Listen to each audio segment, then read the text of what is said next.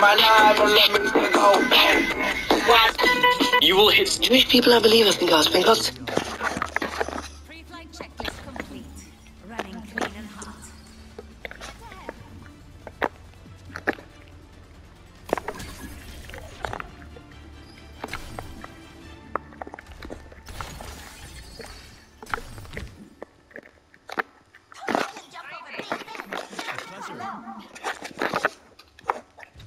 Send us in exile, we're staying in exile. Helping those in need is its own reward.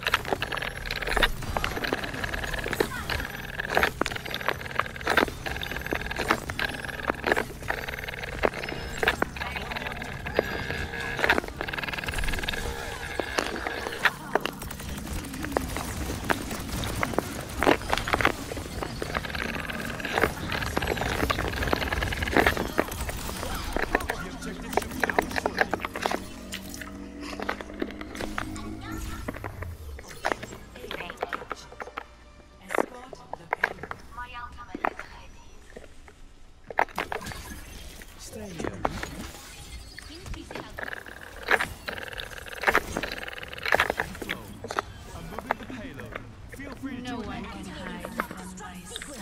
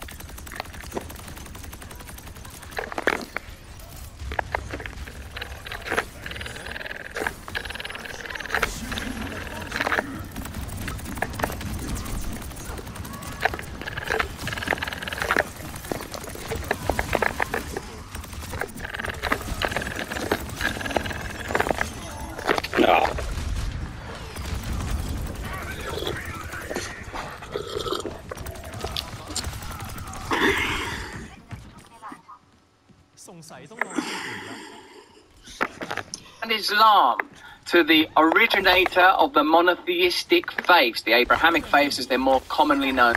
Of course, we talk about kindness. Of course, we talk about ways in which we can change the world.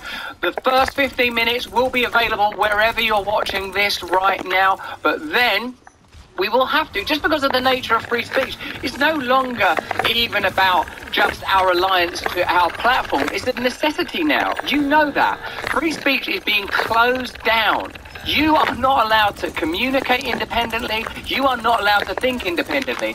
And if you still believe you are able to communicate and think independently, that's because your communication and thought is no threat to the establishment. Press the red button. If you do that, you can become an Awaken Wonder and get access to all of our content, including live meditations and all sorts of solution-oriented conversation and discourse. The first 15 minutes is available wherever you're watching this. After that will be exclusively available on Rumble. Now we have the great privilege of a conversation with Jordan Peterson, who, if you don't know, is a clinical psychologist, pending, a best-selling author, without question. He is, of course, bringing ARC to the UK to discuss a hopeful vision for a future that appears to be on the precipice of perpetual crisis, but perhaps precisely because of a tendency towards centralization, which we will be discussing at some point. Thank you so much for joining us, Jordan. Hey, it's always good to see you.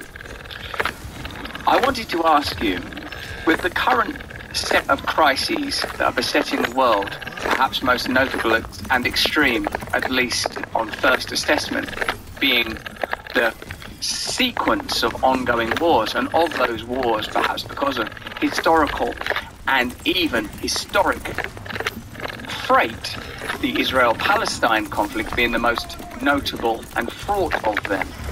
I wonder how you regard war as a symbolic event, war as a crisis, and is there something particular to be gleaned that this is, in particular, a war between Israel and Palestine? Does this war carry freight that other wars do not carry? If not, then why is it that Old Testament prophets use the conflict between Israel and their enemies as the kind of archetypal and defining conflict? The conflict that in fact almost could be used to understand what war in itself is. Is it even appropriate in the midst of this conflict to regard it in its symbolic terms?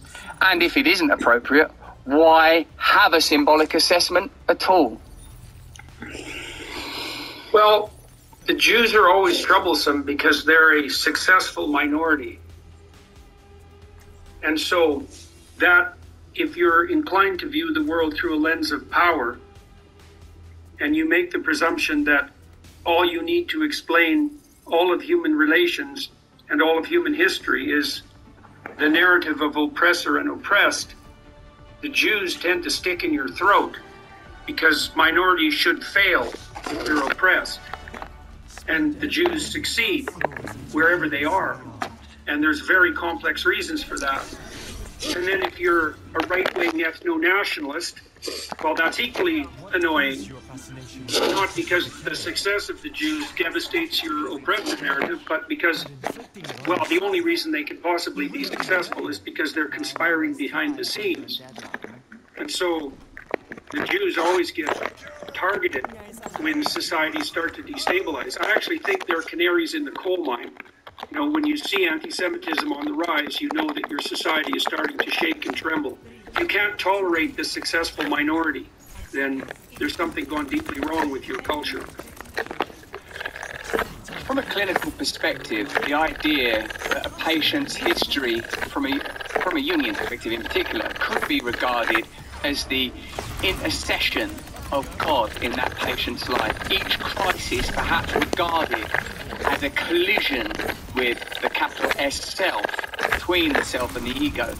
Do you agree with Erdinger's assessment that all human history is the manifestation of God's relationship with mankind? And if there is something to be gleaned from this very particular analytic, what is this we're experiencing now with this current war, one aspect of which you have touched upon already, and the set of accompanying wars and crises that appear to be constellating around it? Well, it's hard to see how you can be Christian or Muslim without being burdened ethically by the debt that you owe the Jews. I mean, the Jews'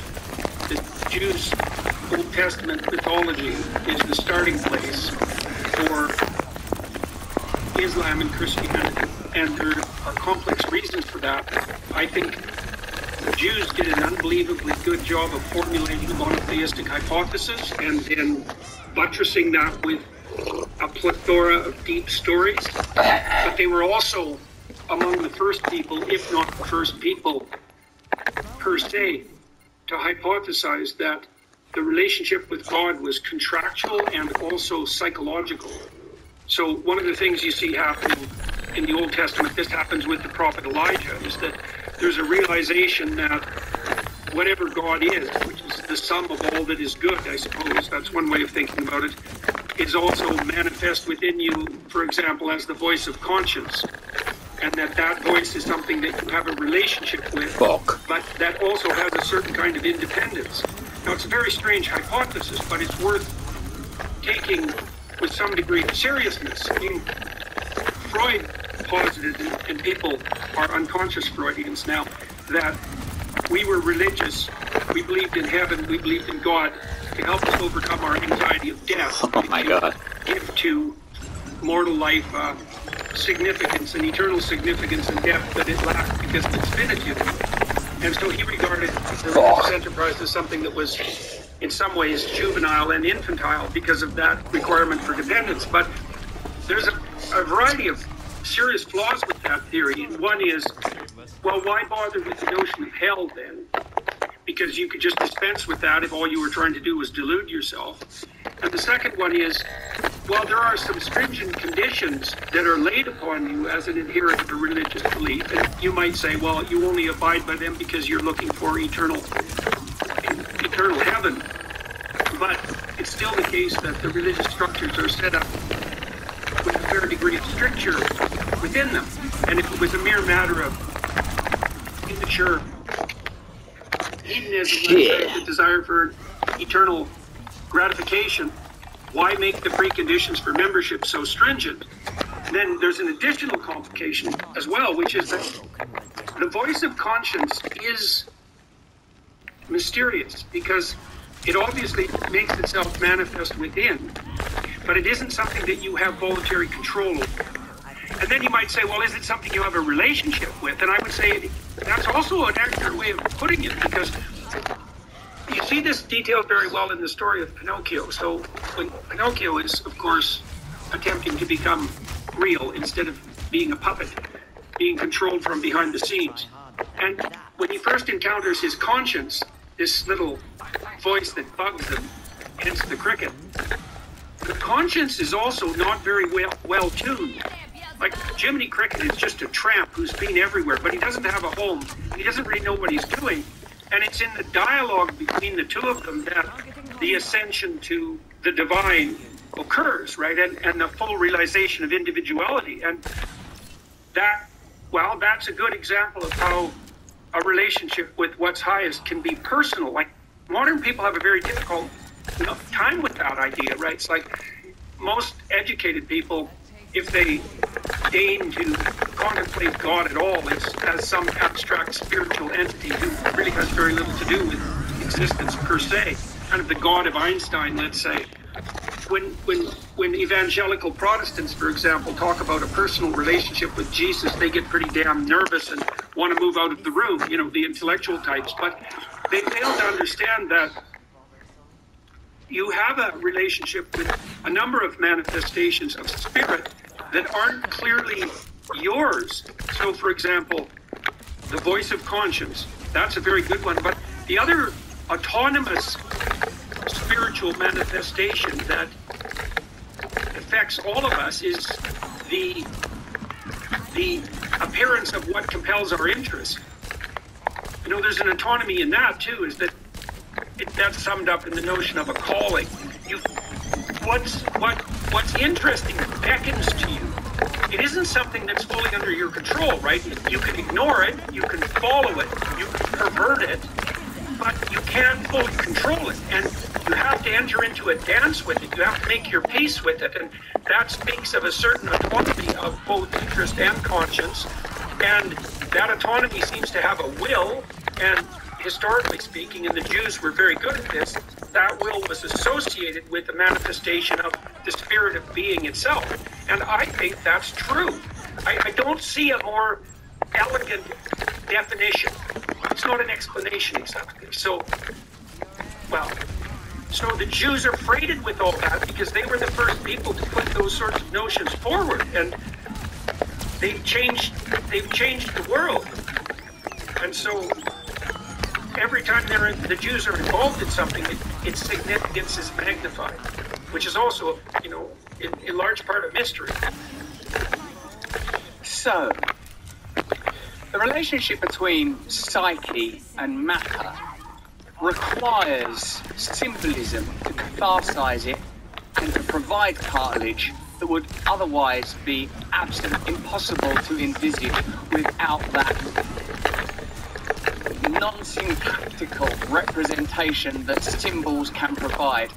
If the conscience, Jiminy Cricket, and the being, the entity, the marionette, the puppet, the boy, Pinocchio, to have a relationship at all, there is a kind of a tension in it, there is a polarity in it, and both of them require one another for its realization, and perhaps that's as good an explanation for God creating our kind as any. When you say that monotheism is the great Judaic artifact, do you feel that even in a secularized culture, the paradigm ultimately remains consistent, even if it's humanist, even if this alliance is transferred to the state, even if the pinnacle of authority and power becomes the state? Is the individual ultimately consistent?